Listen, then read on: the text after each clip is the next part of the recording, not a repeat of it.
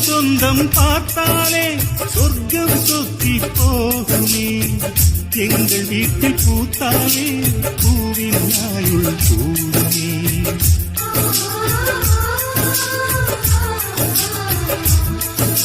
சிலுவைகளை நீ சுமந்து மாலைகள் எமக்கு சூட்டினாய். சிறகடிக்கும் பறவைக்கெல்லாம் வானத்தை போல மாறினாய். விழியோடு நீ குடையாவதா விழிகள் நனைவதில்லை நெஞ்சில் பூமழை.